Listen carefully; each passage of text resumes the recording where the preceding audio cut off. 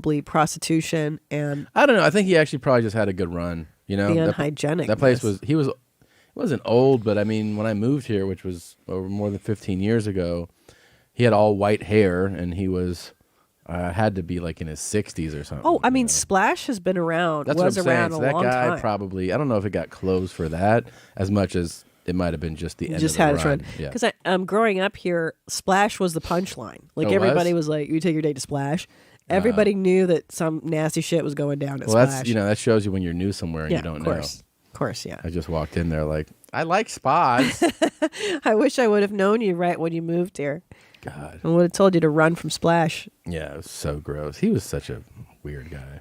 Clearly. Could you Yeah. imagine what a rough business to run? He boasted about his friendship with Hugh Hefner and, parties at the Playboy Mansion Yeah. and all that stuff. Not Just typical, nasty. like, douchey old guy. In the grotto. Yeah, he's like... The rundown. I get a lot of broads. Huh? Yeah. Gross guy. Anyways, we saw a movie. Yeah. I wanted to have fun the other day, and we made the mistake of seeing the movie The Post. Yeah. It wasn't a fun movie. I don't know why I thought it would be. It just was like, it's a well constructed movie. I mean, all the moving parts of a story are there. It's well put together. Yeah. But I just didn't find it that exciting. Yeah. And I felt like, am I a dumb person because I'm not riveted by what's happening? Our guest is here. Oh, okay. We gotta stop for a moment and get our guest. But will you make a note of where we stopped this conversation so we can talk further about it? Thank you. All right, we had to stop really quickly to let our guest in, and he's here now. I know many of you know him from his many stand-up comedy specials, his hit show, VH1's I Love the 80s Strikes Back. I think I did a few of those too. Yeah. Fart is for Family on Netflix. It's old Billy Rednuts, Bill Burr. What's going on? I think, is this your third time with think us it's or second. Second. I think it's second. He Back came in Silver Lake. Yeah, back in the old school. Yeah. And now here. Thanks for coming over, man. Yeah. Lots changed with you. You've I remember in the Silver Lake days, you were just a young little man, and now You're a young you've got the whippersnapper. wife. You've got a I kid. wasn't. I was well into my 40s. You were just I'm just developing very slowly. a delightful young man. I'll take that. I remember I Delightful met 43-year-old. I met Bill.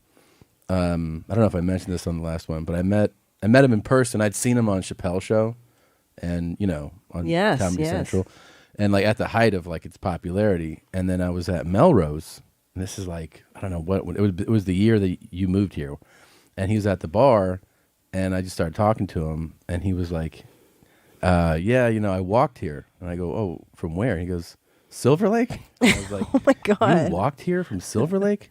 He was like, "Yeah, kind of far." And I go, "Yeah." And I'm still in a New York sort of state of mind. of course, which makes sense.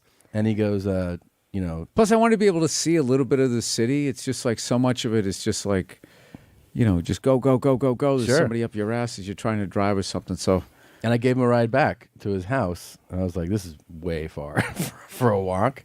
And then right before he got out of the car, he goes, do you want to see me come? And I was like, all right. And he just jerked off, and then he got out of the car. is this a Me Too story? No, but see, the thing is, like, I wasn't affected You by weren't- it. So no.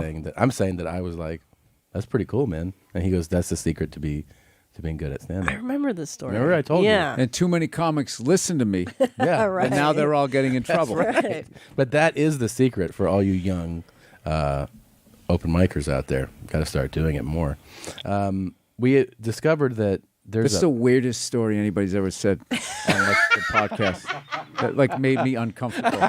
From the beginning, too. No, it's the serial killer tone of his complete lack of emotion. Thank you. Can I tell you And something? then this